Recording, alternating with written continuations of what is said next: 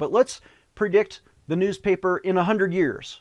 When these two men who are kissing on your screen, they're both dead. And in 100 years, I'm going to be dead. You, the viewers, are probably going to be dead. We're all going to be, what's the next appeal? And okay, the U.S. Supreme Court didn't get this right, didn't fix it. Well, then there's a higher court. Because after that, these two men will appear before this court, the great white throne of judgment, where Jesus Christ himself is sitting on the throne and issuing his determination. And he will overrule whatever the Supreme Court said. And what will Jesus' determination be? Well, probably the same as what he declared in Matthew 19. Have you not read from the beginning that God created them male and female? And said, for this reason a man shall leave his mother and father and be joined to his wife, and the two become one flesh. They're no longer two, but one flesh. Therefore, what God has joined together, let no man separate. Jesus, as the judge, will overrule the U.S. Supreme Court. And what will he do with these two men? It'll be printed in heaven's newspaper in 100 years that God throws them into hell. Heaven has a newspaper? Yeah, God is going to throw gay people into hell. That's right. Right along with all the people who have ever shaved their face, because that's an abomination in the eyes of God, and you should be put to death for that.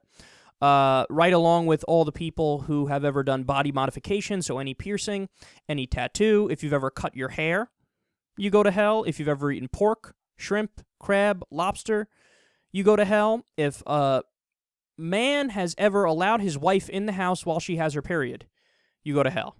Okay, she has to sleep outside in a tent when she's on her period. This is all according to the Bible. Okay, do you have any idea how many absurd things are in there that we violate all the time?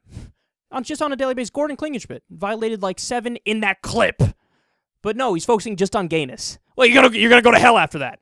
Look, here's why I talk about this. That shows you the lunacy of a true believer. A lot of people say, well, don't cover these guys. They're too stupid. They're too out there. But there's a significant chunk of the population that are true believers. And anywhere from 25 to 40% of the country are just beyond crazy. You know, and they thought, there was a poll in 2006 or 2007, and they said 40% of people said they thought Jesus was going to come back that year. 40% of people in America. Okay, they're absolutely out of their minds, right? But that's why we need to cover this, and that's why we need to talk about this. That's the problem with a true believer.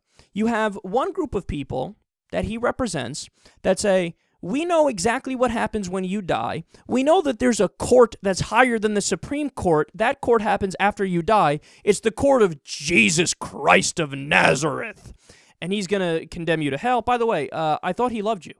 I thought Jesus loves you and he cares about you. Take care of the sick. Take care of the downtrodden. Take care of the outcasts. Take care of the poor. No. It turns out he actually hates the people who are ostracized from society, like the gays. And he would like to damn you to hell. Kind of a dickish move, isn't it, Jesus? But that's the thing is, we're dealing with people here. If you truly believe, you have to say similar things to what Gordon Klingenschmitt is saying. We know that when we die, God is going to judge us, send some people to hell, send some people to heaven. You know, when we get to heaven, fuck, we'll be hanging out with Elvis Presley. We can have dinner at night with Socrates. Like, no, you motherfuckers. How do you know that? You don't know that. You can't know that. Nobody knows that. Nobody knows what happens when you die. So basically what everybody else is saying, right? Anybody who's an atheist or an agnostic, which is the same thing, by the way, because they answer two different questions. Anybody who even maybe has like some spiritual beliefs, or anybody who's even a deist, who believes in a God but doesn't believe in a personal God, who can read your thoughts and shit, and doesn't believe in a particular religion or any myths associated with it, right? All of us, we say, well, we don't know what happens when we die. How can we? We're not dead. But Gordon Klingenschmitt is the dumbass who walks in the room and goes, no, I know, and I'll tell you what. You know what it reminds me of? This will be the last thing I say on this, but it reminds me of a toddler. It reminds me of a child.